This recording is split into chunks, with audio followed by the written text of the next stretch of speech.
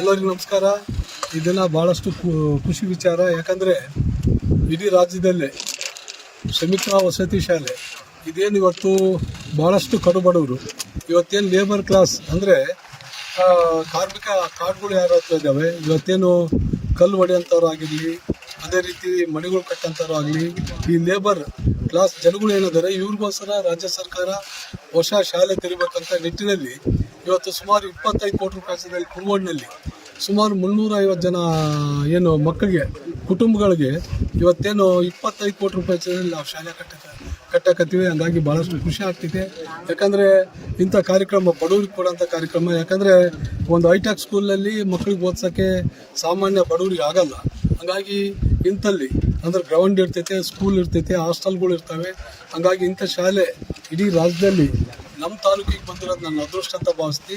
ಮಾನ್ಯ ಕಾರ್ಮಿಕ ಸಚಿವರಾಗಿದ್ದಾಗ ಸಂತೋಷ್ ಲಾಡ್ ಅವ್ರ ಸಾಹೇಬ್ರ ಹತ್ರ ಹೋಗಿ ಕೇಳಿದಾಗ, ಇಲ್ಲ ಸರ್ ನಮ್ಮ ಭಾಗದಲ್ಲಿ ಭಾಳಷ್ಟು ಬಡವರಿದ್ದಾರೆ, ಕೂಲಿ ಕಾರ್ಮಿಕರಿದ್ದಾರೆ, ನೀವು ಈ ಶಾಲೆ ಕೊಡಲೇಬೇಕಂತಂದು ರಿಕ್ವೆಸ್ಟ್ ಮಾಡಿದಾಗ ಅವ್ರು ಒಂದೇ ಭರವಸೆ ಕೊಟ್ಟರು, ಇಡೀ ರಾಜ್ಯದಲ್ಲಿ ಫಸ್ಟ್ನೇ ಶಾಲೆ ನಿಂದಾಗಿರ್ತೈತೆ ಅದು ನಾವು ಕೊಡ್ತಂದು ಇವತ್ತೇನು ಸುಮಾರು 25 ಕೋಟಿ ರೂಪಾಯಿ ಏನು ನಮ್ಮ ಸಂತೋಷ್ ಲಾಡ್ ಸಾಹೇಬ್ ಕೊಟ್ಟಿದ್ದಾರೆ. ಈ ನಿಜವಾಗ್ಲಿ ನಮ್ಮ ಕಂಪ್ನಿ ಕುರುಗೋಡು ಜನತೆ ಪರವಾಗಿ ಧನ್ಯವಾದಗಳು ತಿಳಿಸ್ತೀನಿ. ಯಾಕಂದರೆ ಅವ್ರು ಭಾಳ ಕ್ರಿಯಾಶೀಲರು. ಇವಾಗಲೇ ಮತ್ತೆ ಸೆಕೆಂಡ್ ಟೈಮ್ ಮಿನಿಸ್ಟರ್ ಆಗಿದ್ದಾರೆ.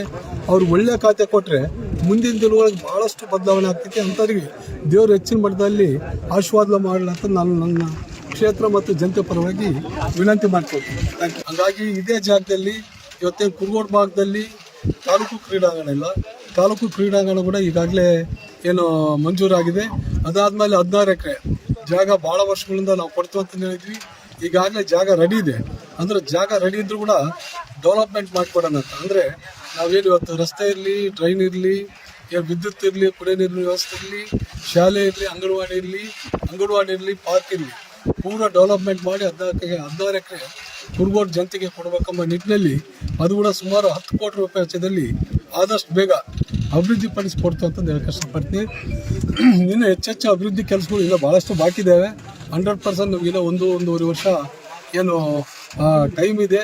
ಯಾಕಂದರೆ ಅನೇಕ ಇವಾಗಿಂದು ನಾವು ಕುರುಗೋಡು ಟು ಬೈಲೂರು ರಸ್ತೆ ಮಾಡಿದ್ವಿ. ಅದಾದಮೇಲೆ ಕುರುಗೋಡು ಟು ದಮ್ಮೂರು ರಸ್ತೆ, ಇದಕ್ಕೆಲ್ಲ ಅಟ್ಯಾಚ್ ಆಗೋಂಥ ರಸ್ತೆ, ಇದನ್ನು ಕೂಡ ಮುಂದಿನ ದಿನಗಳೊಳಗೆ ಮಾಡ್ತಂತ.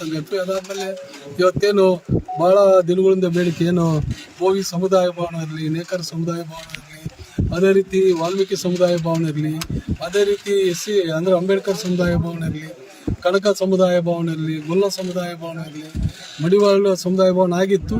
ಅವ್ರಿಗೇನೋ ದುಡ್ಡು ಬಿಡುಗಡೆ ಆಗಿಲ್ಲ ಅಂತಾರೆ. ಅದು ಆಗಿಲ್ಲ ಅಂದ್ರೂ ಕೂಡ ಚಿಂತೆ ಮಾಡೋಂಥ ಅವಶ್ಯಕತೆ ಇಲ್ಲ. ಅದು ಕೂಡ ಅವ್ರು ಮುಂದಿನ ಕಾಲದಾಗಲಿ ತೆಗೆದುಕೊಂಡು ಅವ್ರು ಕೂಡ ಮಾಡ್ತೀವಿ. ಅದಾದಮೇಲೆ ಉಪ್ಪಾರ ಸಮುದಾಯ ಭವನ ಕೂಡ ಆಗಿದೆ.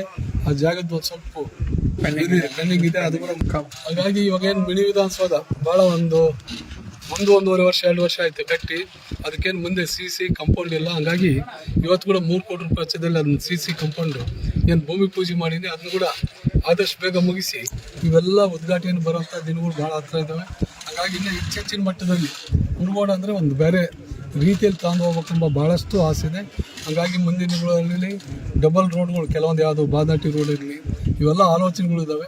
ಆದಷ್ಟು ಬೇಗ ಆ ಕುರುಗೋಡು ದೊಡ್ಡ ಬಸಪ್ಪ ಏನು ಆಶೀರ್ವಾದ ಈ ಕುರುಗೋಡು ಹೊಸ ದಿಕ್ಕಿನಲ್ಲಿ ಅಂದರೆ ಬದಲಾವಣೆ ದಿಕ್ಕಿನಲ್ಲಿ ಹೋಗಲಿಕ್ಕೆ ಅವ್ರ ಆಶೀರ್ವಾದ ಇದ್ದರೆ ಮುಂದಿನ ದಿನಗಳ ಸಂಪೂರ್ಣವಾಗಿ ಮಾಡ್ಕೊತ ಹೇಳ್ತೀನಿ. Thank you.